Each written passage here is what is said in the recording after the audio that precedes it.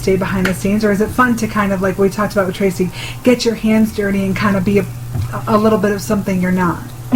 Yeah, I mean, I'm happy to jump in when I have to, but I'd much rather not. I mean, look, it's when you're making films, I work with the director, John Hill, very closely, and he's very talented, and he's a great writer and a really, really fine director. And, he played a part in the scene, and he's actually a good actor, and he had to step in, but he's actually really good. I don't think I'm that good. I can do it when I have to, but I was much happier being on set and playing the role of the producer and getting to, it was a very intimate set the whole way, and so we were very, real right there and watching these guys perform in a really emotional story that's got lots of layers to it. It was a really nice experience, to be with these guys and to watch them perform. I am not an actor. I'm not an actor. So even though it's like a horror, thriller, drama type thing, what do you want people to walk away from with this movie? Do you want them to be scared? Do you want them to leave thinking deep thoughts? Like, what do you want them to leave with this movie? I want them to leave with questions, I suppose. When we watched the film, we played at the San Diego Film Festival. John won an award for the first-time filmmaker, Crispin Burr Award. It was really nice, and the first time seeing it on a big screen like that, it was just a really nice, when you make a film, you're watching it for so long in the editing room, and then when you get to finally, produce it on a big screen in the theater, it was just a nice experience. And my experience was, when I came out, I was not asking questions, not in any negative way, but I was left with a lot of questions about these men and the way they lived their lives. And there's a revelation at the end of this film that it's a creepy film. It's got plenty of horror elements. Believe me, it's very creepy. But the way I like to think about it, the way we talked about it, is it's not a supernatural thriller. It's feasible what happens in this story, and it's a very dark and strange experience these kids have as kids. And when they're adults, it's like it's an event that they couldn't run away from. They could only evade for so long. It finally caught up with them. It's a film about memory, and it's a film about guilt, and it's about blame, and it's about the things we do as kids, and when these two guys, but when the one character is lured out to confront this other character, one of them has really gone over the edge. And it's a film about murder. It's a film about, like I said in the beginning, of being in the unfamiliar and being in a place where you cannot protect yourself. And that's what I wanted audiences to feel. And I think we pulled that off. To me, there's an element in the story there's a sense of foreboding, and there's a sense of a lack of safety. He's in a strange place where he cannot, protect himself. And the horror is in that too. And there are some people you cannot fix. It sounds like a tagline to the film, but that's essentially what it's about. There are just some people who will not be fixed and will not be changed, from what they essentially are, And if the person is a sociopath, then you're not, the best you can do is to either get away from that person or got to defend yourself. And that's the story. The way you described this movie, I'm falling in love with it just by the way you're describing it, because it doesn't sound like your typical horror movie. It makes you, or your thriller movie. It sounds like you go in, and it draws you in because you're giving people kind of like a scenario of what if this were to happen, and what I love about movies is when I can put myself in it and kind of relate to it in a way, and then. Sure. The real horror is like what you just described. There's some people you cannot fix. And reality, that's a real horror. Mm-hmm. So that makes the movie all that much more, because you're giving people a real piece of thought, food for thought, going, you know what, this could happen in real life. And that's scarier than fiction. Mm-hmm. Oh yeah, I agree. There's a sense of who's who in this film, and what am I looking at here? What is this guy disguising himself as? It's called The Wolves of Savin Hill because we had a title, The Company of Wolves. There's a Red Riding Hood theme to the story, and there's the question is, one of, in the old Red Riding Hood story, one is the hunter and the other is the wolf, but in this story it's hard to tell the difference, and that puts you in a kind of a dark place, to try to make sense of this before it's a dark and rainy bleak winter day when this event takes place that they, as kids, and it's the dark streets of Los Angeles at night where the rest of the story goes down, and so they've always been, in some ways the setting is a state of mind, the setting is a state of mind, and that's what we're trying to kind of convey. John was very big on that,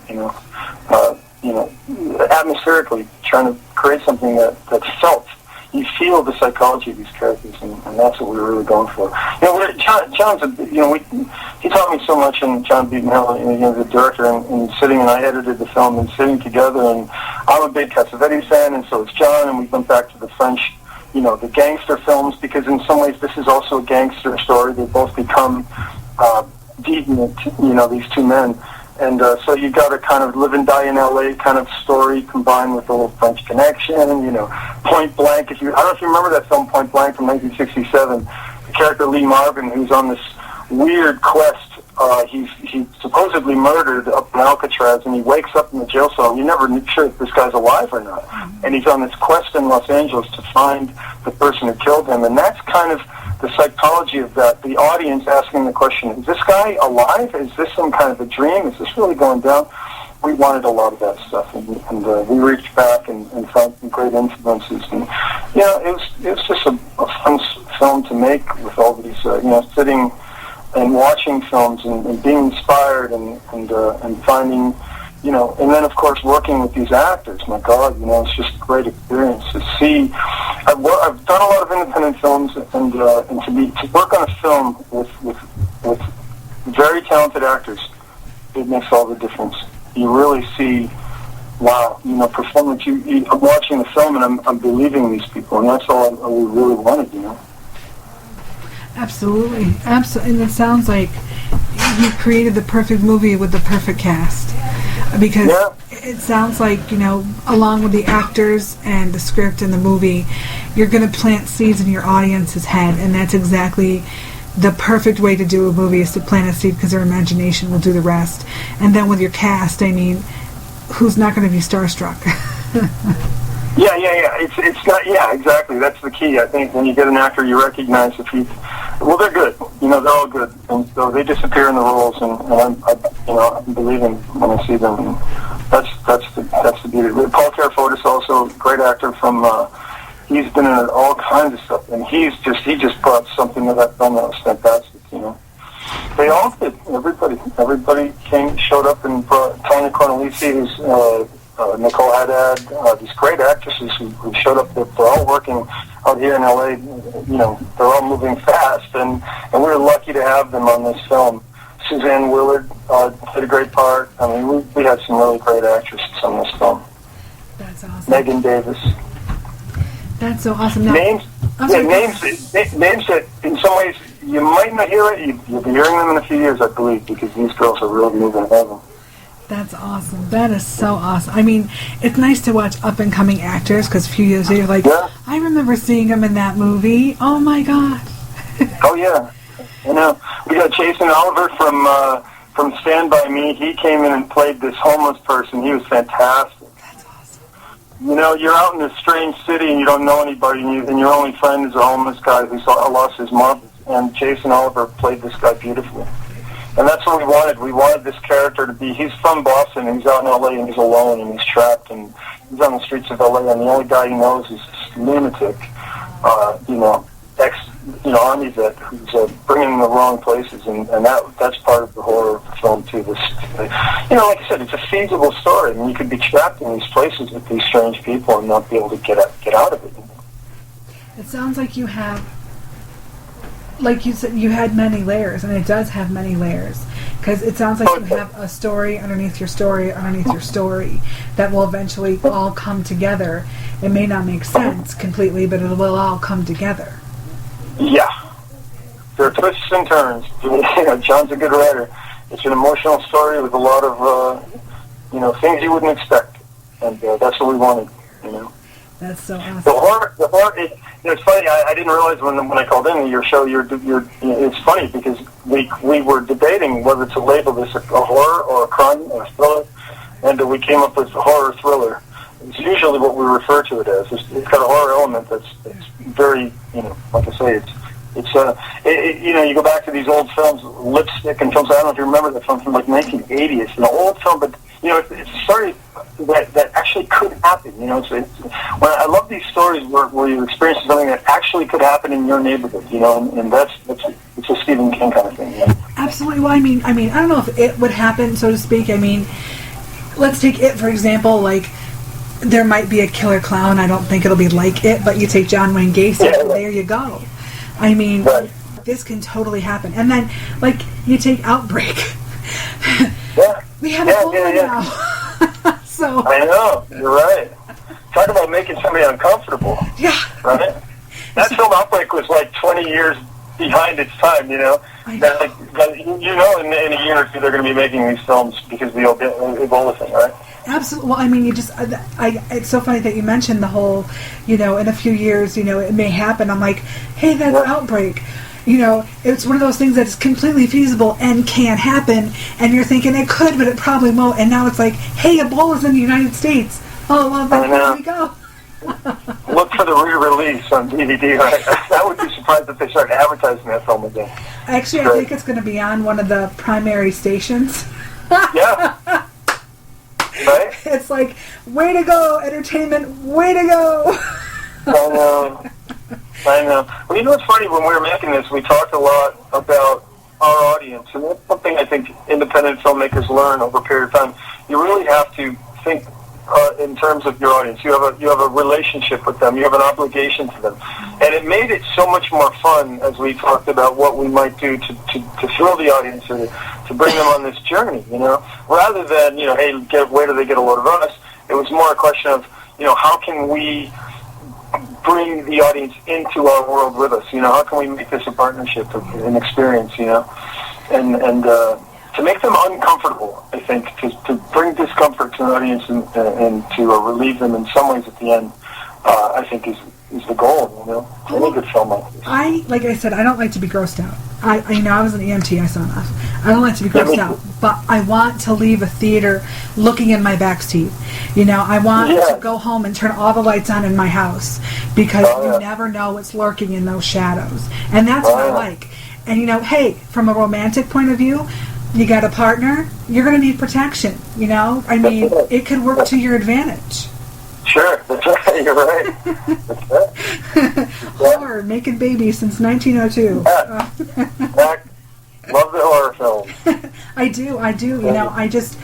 But Halloween will always be my very, very favorite horror movie, and The Exorcist as well. So it's the scary. I like to be scared, but you know what? It's scarier than fiction. Reality.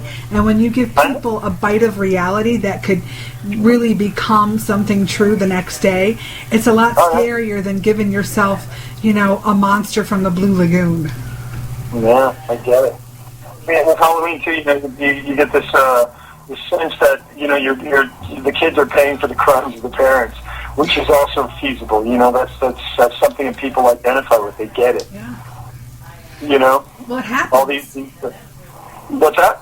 It happens. All you got to do is turn on HLN or whatever, and boom, there it is. Maybe not exactly like Halloween, but it's there it is. Yeah. So I mean, you guys are just saying, well, let me give you another scenario that could be completely reality. Yeah. And in our film, the family is dealing with this confrontation between these two guys, and the family is paying the price literally and figuratively. The family is the one that's in the crisis because of this, Right. These two guys coming together. It's not going to result in just their, it's not just their conflict. Everybody gets sucked into this. And,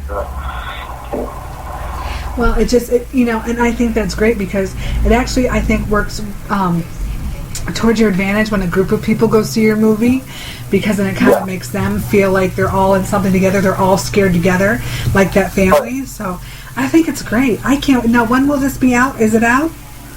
Well, the film, we're bringing it to festivals still, and we're going to, we're discussing, when we're going to release it, probably in the winter. We've gotten a few offers already, but we're kind of, we love the festival scene, and we want to do a couple more. We want to get it some publicity in that way. We were told at the San Diego Film Festival that we were the most talked about project at the festival, and a really nice moment for us to project the person projecting the films told us it was the best film he'd seen at the festival, which is really nice for us to hear. We're really happy about that. So we got a little bit of a buzz down there, and that was really nice, and we're hoping to experience that again, and we're going to release it. We have a few more things we want to do with it. We're never done, we always look at them as we're talking afterwards, like, maybe we can take a couple of frames out of this, it's just the little things that we want to do. But we're ready to set it off, and we'll probably release it sometime around January, February. That's the plan. And that's the perfect time to release movies because everybody thinks that nothing good comes out between like January and March, and that's not true. Right. That's not true. Right. And so I think people hold off on releasing movies then, and I think it's stupid because that's the best time to do it. We're cold, we're miserable, we want something to do, we want a good movie to watch, and there you go, at least out here on the East Coast. Yeah, totally. And we're also taking, we're taking the advice of people who know, and with this stuff, marketing people, and so this is right now a discussion. Absolutely. And as these festivals go, it's gonna help us. I think I'm very proud of the film, and I was amazed by it when we sat and watched it. Not just it's just a nice experience to I made some independent films myself, and I always say it's like when you're working with actors who aren't very talented, they're okay, but I wasn't really searching out big talent. It's like trying to play in the NBA with a bunch of guys who are 4'9". And they may be good basketball players, but you're not going to make it to the NBA. And so when you get these kinds of actors, it changes the entire chemistry of the film. Everything changes when you get people like this. It's my experience. I thought it was just great. It may sound kind of silly. Independent filmmakers should know this, though.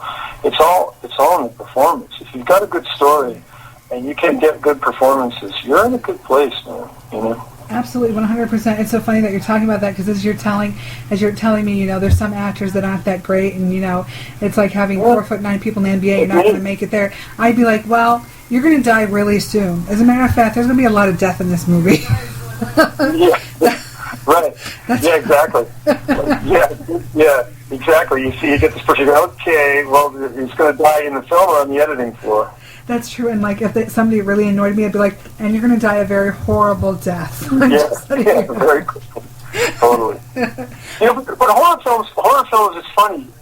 You can make a horror film with people without names, I guess, but you still have to get good performances out of people, and I think you have to really learn how to talk to them as actors, and I think you can make people better. And I think actors make each other better. Absolutely. There were actors on our film who came in and were better when they were working with bigger talent. They got better. I noticed it. I agree. I think if people share some of their secrets and even kind of like mentor others, it's paying it forward. Everybody gets better, and that's what everybody needs. And that's what makes the entertainment world go round. It does, and the bigger the actor seemed for me, paradoxically, the more generous and sweet they were and easy to work with. Yes. Crazy, right? Well, they were just very nice, all of them. They're really, really cool, and asking us, what about this? Should I try it this way? Try it this way? I mean, that's just great stuff, That's awesome. That is so awesome. I mean, on the radio, I've noticed that too. Like, I've gotten to talk to some really big names, and like, the more they've been in the industry and the bigger they are, the humbler they are, and it warms your heart, and it's like, awesome, thank you for being a real person. I love you so much more. Oh yeah, Kurt Fuller. You've seen him you've seen him in a bunch of stuff, and he was just the best. Yes. Nicest guy, That's amazing actor. That's so awesome. I hope to have him on my show sometime. I'm so glad you came on my show. This has been so much fun. No, it's been great. Thank you. I just want to let you know, like, when you guys are ready to release a trailer and stuff, if any way we can help push for this movie, any way we can help advertise, please let us know. I would love to. And I'd love to put the trailer on the DTM Wicked page. Sure. Yep. And we'll come back anytime. Yeah, I can give you the website information now. The trailer's on the website. Please do. Yeah, the website is you probably have to enter the entire thing, http://, www.wolvesofsevenhill.wix, Wix as in Xavier, Wix.com. It's not the Wolves of Seven Hill. The website is entitled Wolves of Seven Hill, and it should come right up. Awesome. And we've got everything on there, bios, all kinds of information. You can contact us. We've got a trailer on there. Got all the publicity. So it's a nice website. Awesome. You are so awesome, and you have an open door on the Wicked Edge anytime. Oh, thank you. You're a great interviewer. Thank you very much. Oh, thank you so much, and we'll make sure to put that link up on our website. Okay. And anything you guys need, you've got it. Thank you very much. Thank you so much. Sean, I just want to thank you again for coming on. Thank you so much for telling about your movie, and I can't wait to see it in Animal Circus and then Alpha Star Radio and then Vision Quest.